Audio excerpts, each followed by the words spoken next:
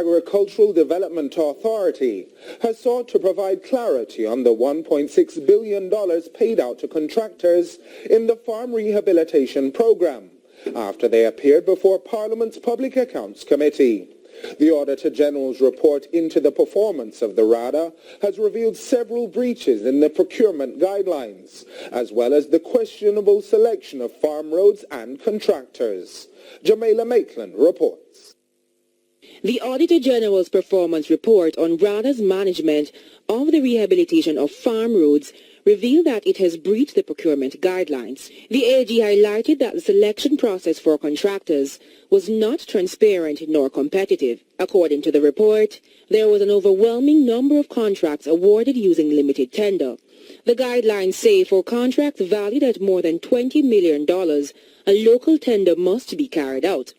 Of the $1.6 billion allocated for roads, 6 of the contracts surpassed the threshold, accounting for almost $130 million. Further, in 6 instances, RADA used a limited tender methodology to award contracts valuing $129.8 million, despite the procurement guidelines not being met.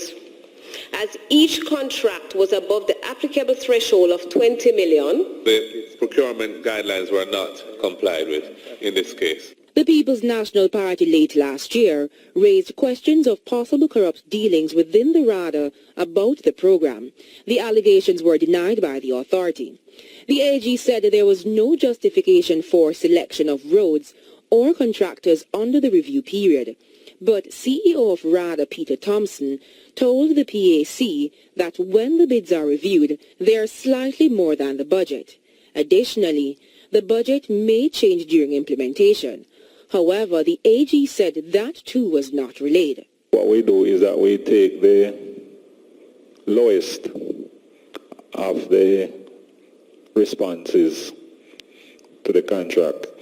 It's something that we have acknowledged what the Contractor General have said, and we are strengthening that in that department.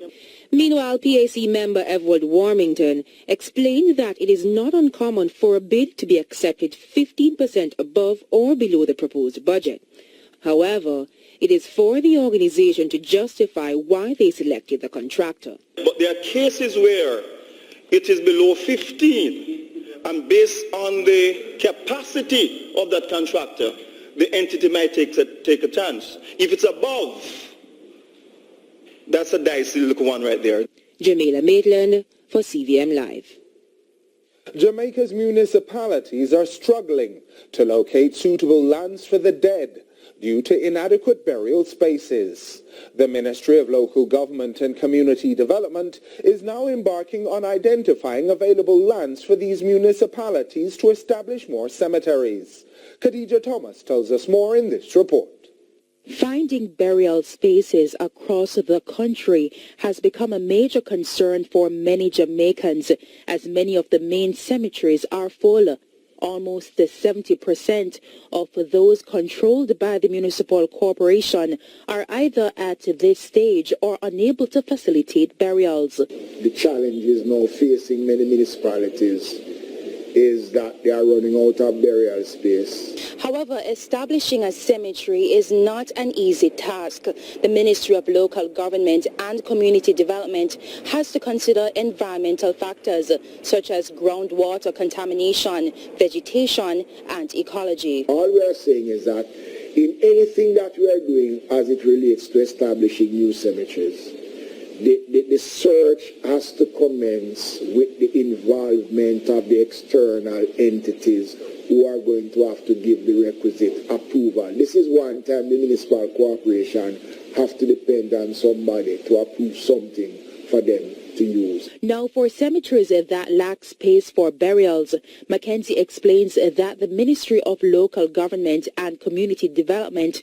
cannot simply agree to demands from municipalities to close a public cemetery unless the municipal corporation can indicate plans to develop burial services after the order is given. The only way I can do that, like in the case of St. Catherine, when they applied for the closure of the public cemetery in St. Catherine, they were able to provide to me the information that they have acquired lands and that they were in the process of establishing a new cemetery, which the ministry gave funding to, and that new cemetery is up. With insufficient space available for in-ground burials locally, many are now questioning whether cremation is a more viable option. Khadija Thomas, CVM Live. The government is calling for more public support as it clamps down on the manufacturers and distributors of styrofoam. It says it is aware of complaints from businesses about the inadequate transition period, but is convinced there was enough time to source alternatives. The styrofoam ban came into effect on January 1, 2020. Jamaica Maitland reports. Minister without portfolio with responsibility for the environment, Darrell Vaz, says the government will be putting pressure on large manufacturing corporations and distributors of styrofoam to cut supply for plastics to the public, but not before he commented on rumors that are allegedly linking a false extradition request by the U.S. Embassy to him. While not disregarding small businesses, Minister Vaz says it is not practical to target the cook shops and restaurants. I think that based on the plastic ban, which happened in January 2019, the styrofoam manufacturing aspect of it, which has started January 1st, 2020, moving into a proper deposit refund scheme with the infrastructure to make it work so that we can take the bottles out of the society, out of the drains, out of the gullies, out of the marine environment.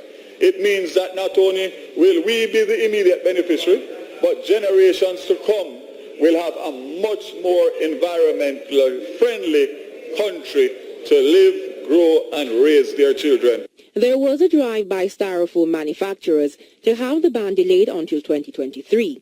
However, the government denied the application, citing that the announcement was made 18 months before in September 2018. However, Minister Vaz says they continue to engage the manufacturers. We are working as best as possible with specifically the manufacturer who would obviously have stock out in the trade, yes, which would have been out there prior to the ban. So the enforcement is more on the distribution. He explained that, like the ban on single-use plastics, there will be a transition period. Recently, the court fined 6 companies under the Plastic Packaging Materials Prohibition Order for single-use plastics. Now, the minister adds that 30 more companies will be prosecuted in the coming weeks. CVM Live visited a few small businesses and found that they were using alternatives. He's calling on the public to support the styrofoam ban. Clear evidence of the positive response is a rapid disappearance of single-use plastic bags and plastic straws from the trade and a pronounced behavior change and attitude coming from the Jamaican people. Jamaica Maitland for CVM Live. With the ban on plastic bags now in effect, an enterprising individual is leading the charge by using discarded plastic bags in the construction of environmentally friendly products. The aim is to help the less fortunate while preserving the environment. Robian Williams tells us more in this report. Transforming Trash to Treasure, 4Ts, a project that reduces pollution through upcycling. Speaking on CVM Live's Sunrise program, founder of the 4Ts initiative, Crystal Scale, explains how plastic bags can benefit the society. These are handmade mats. This is entirely scandal bag made. So what we'd have done is intercept the scandal bags before they became the pollutants in society, upcycle them to make useful products. The sleeping mat. They're actually quite soft, by the way. Yes, right. Scale said her team began collecting plastic bags to make sleeping mats for homeless people on the streets, but shifted the strategy and began distributing the mats at drop-in shelters. But the scale of plastic pollution in Jamaica has led to the government imposing a ban on single-use plastic bags, straws, and styrofoam. Scale says this prompted her team to use other bags. The bread bags, the tissue bags, and you have your jumbo rolls of your hand towels, those bags as well. The former Manchester Festival Queen mentions that for 2020 they are looking into transforming lives with an initiative to aid a basic school in mobilizing donations for a sign and a file cabinet, among other needs. I called the mat a mat of love because the intention behind it is love.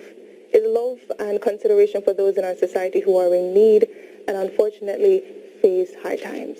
So when we designed it and it was created for the homeless, we wanted to ease some of the discomfort. It's not food, but the reality is the circumstances of where they sleep and they rest, it's harsh. Robianne Williams for CVM Live. What a fantastic idea. Those were the major stories for Tuesday, January 14. Regional and